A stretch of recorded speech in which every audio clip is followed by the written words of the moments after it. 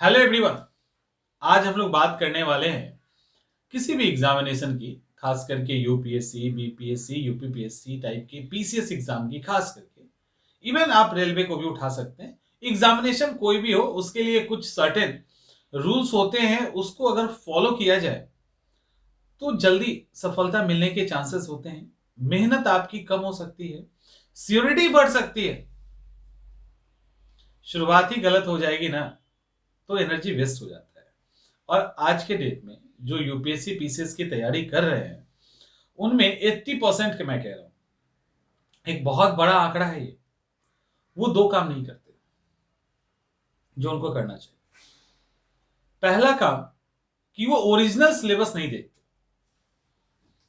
ये संभव है कि वो यूट्यूब पे सुन लेंगे किसी के मुंह से, ये भी पॉसिबल है किसी भी वेबसाइट पे जाके देख लेंगे, लेकिन ओरिजिनल सिलेबस देखने से अभी भी मुझे लगता है कि 80% के पास, बहुत को तो पता ही नहीं कि सिलेबस मतलब कहां मिलेगा।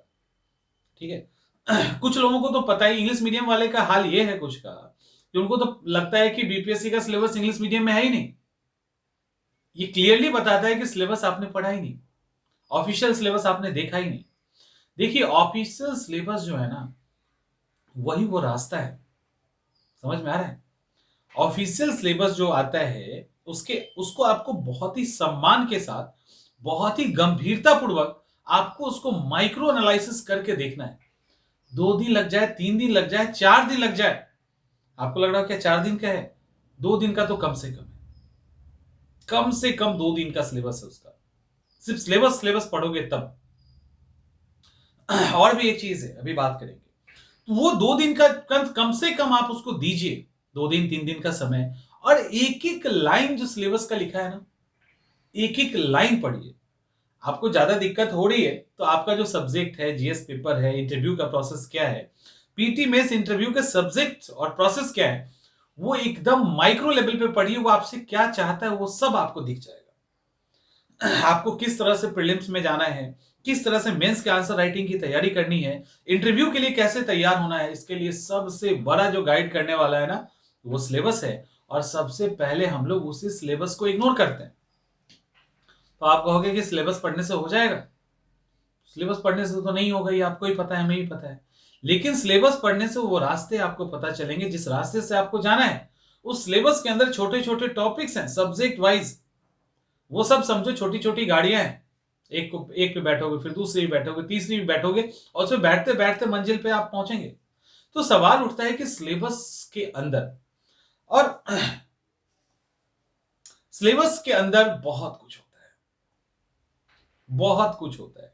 जितना आपसे पूछा जाता है, जितना आपको पढ़ना है, उससे 50-60 गुना ज्यादा आपका सिलेबस है, उससे ज्यादा सिलेबस है। सिलेबस को देखेंगे ना, तो बहुत बड़ा सिलेबस है। वो दिखता छोटा है, वो दिखता छोटा है, लेकिन उस गागर में सागर है वो।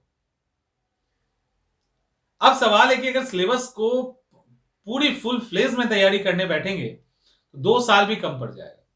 फिर 1 साल या 6 महीने में तैयारी कैसे होगी? तो जब आपने सिलेबस को बहुत अच्छे से रीड कर लिया, अब आप कहां आएंगे पता है? अब आएंगे आप प्रीवियस ईयर क्वेश्चन पेपर। किसका? वो भी पूछे गए उसी एग्जाम के सवालों का। पीटी में भी, मेंस में भी। PYQ भी कहते हैं, प्रीवियस ईयर क्वेश्चंस कहते हैं। अब सवाल है कि ऐसा क्यों करेंगे? आप अगर यूपीएससी और यूपीपीएससी का सिलेबस देखोगे ना, तो लगभग आपको इक्वल दिखेगा। पीटी, चलो पीटी की हम बात करते हैं, जीएस पेपर की बात करते हैं, सिलेबस इक्वल है। लेकिन क्वेश्चन पूछने के तरीके, क्वेश्चन के स्टैंडर्ड, क्वेश्चन का एरिया, इन सब में बड़ा ही ह्यूज डिफरेंस है। आप यूपीएससी की तैयारी सिर्फ करके उसी के पैटर्न पे यूपीपीएससी कभी नहीं निकाल सकते पूरे जीवन में। और यूपीपीएससी को सिर्फ पढ़ के यूपीएससी कभी भी जीवन में नहीं निकाल सकते। बीपीएससी, जीएस पेपर एक ही है, सिलेबस सब है। अगर टॉपिक वाइज आप जाएंगे तो बीपीएससी हो, यूपीएससी हो या यूपीपीएससी हो, क्या फर्क पड़ता है? सबने जीएस पूछा है, सबने साइंस पूछा है, सबने फिजिक्स पूछा है, केमिस्ट्री पूछा है, ज्योग्राफी पूछा है, हिस्ट्री पूछा है, सबने पूछा है। लेकिन क्या बीपीएससी का सिलेबस यूपीपीएससी फॉलो करता है? क्वेश्चन पूछने का तरीका, उनका स्टैंडर्ड नहीं है ना। यूपीएससी की तो बात ही नहीं कर सकते। और यूपीएससी और यूपीपीएससी का सिलेबस लगभग इक्वल है, तब भी ह्यूज डिफरेंस है पीटी और मेंस के अंदर। फिर ये कैसे तय होगा? जब आप सिलेबस का माइक्रो एनालिसिस करेंगे ना, उस माइक्रो एनालिसिस के बाद आपको जो सेकेंड स्टेप पे आना है वो है प्रीवियस ईयर क्वेश्चन। वो पीटी का भी होगा, वो मेंस का भी होगा, क्योंकि ये जो प्रीवियस ईयर क्वेश्चन पेपर है, यही प्रीवियस ईयर का क्वेश्चन पेपर आपको सही सही डायरेक्शन देगा। वो जो मैंने बोला ना कि सिलेबस आपके रास्ता पाथ तय करता है, इस रास्ते से आपको चलना है। वो जो सिलेबस के अंदर छोटे छोटे पॉइंट्स होते हैं वो गाड़ियां हैं, लेकिन किस किस गाड़ी पे आपको बैठना है, कितनी दूर तक बैठना है, कितनी सवारी करनी है, ये आपका प्रीवियस ईयर क्वेश्चन बताएगा। और किसी के अंदर नहीं, कोई नहीं बता सकता। ना कोई मॉडल पेपर बताएगा, ना ही कोई टेस्ट सीरीज बताएगा। ये सिर्फ प्रीवियस ईयर क्वेश्चन ही बता सकता है। और ये पीटी में भी बताएगा और मेंस में भी बताएगा। एक दायरा आप खींच लेंगे, इंटायर सिलेबस का 20% ही आपको या 30% ही पढ़ना है। अगर सिलेबस को डेप्थ में जाएंगे ना, तो 30% के आसपास ही सिलेबस है जहां से आपके लगभग सवाल हर साल रिपीट होते हैं या हर साल आते हैं, उससे अधिक नहीं पढ़ना है।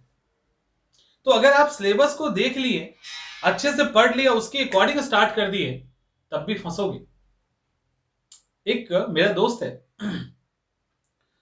बहुत समझाया था मैंने उसको, नहीं समझ में आया उसके। तो उसने क्या किया, उसका बस एक ही था कि अगर हम सिलेबस को पूरा पढ़ लें तो हमको प्रीवियस ईयर देखने की क्या जरूरत है, क्वेश्चन आएगा हम बनाएंगे, क्वेश्चन छूट कैसे जाएगा। उसके भाई भी थे, उनका भी यही तर्क था, बड़े भैया थे। हाँ सही कह रहा है, अरे पूरा पढ़ जाओ ना, पूरा पढ़ जाओगे तो छूटेगा क्या। और मेरा था कि यार कम से कम ठीक से पढ़ो तो निकल जाए, क्योंकि पूरा कैसे पढ़ पाएगा कोई भी, सिलेबस का तो कोई और छोड़ ही नहीं है। सिलेबस का स्टार्ट और एंड कहां होता है ये प्रीवियस ईयर ही तो बताएगा। कितना पढ़ोगे हिस्ट्री के अंदर। तो किया, प्रीलिम्स कभी नहीं निकला, तो आगे की बात छोड़ दीजिए। कहने का मतलब क्यों, क्योंकि वेस्ट हो गया एनर्जी। समझ में आ रहा है, एनर्जी वेस्ट हो गया। यानी आपको क्या करना है, आपको सिलेबस पढ़ने के बाद प्रीवियस ईयर क्वेश्चन को एकदम गहन एनालिसिस करनी है उसकी।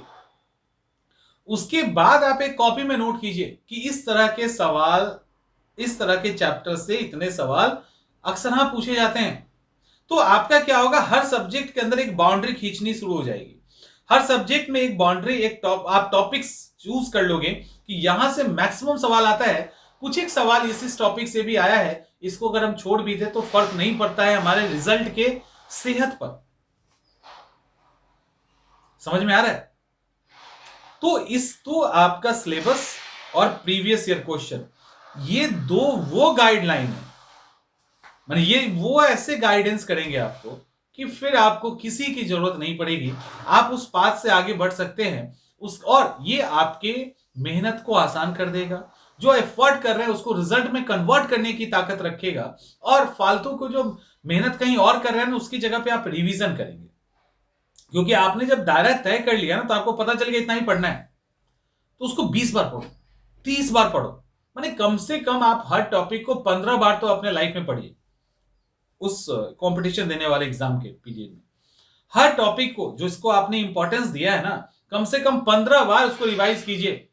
प्रीवियस ईयर क्वेश्चन कम से कम 10 बार रिवाइज होना चाहिए, तब जाके आप पीटी हो या मेंस हो, पहले या दूसरे अटेम्प्ट में निकालने के लिए तैयार हो जाएंगे।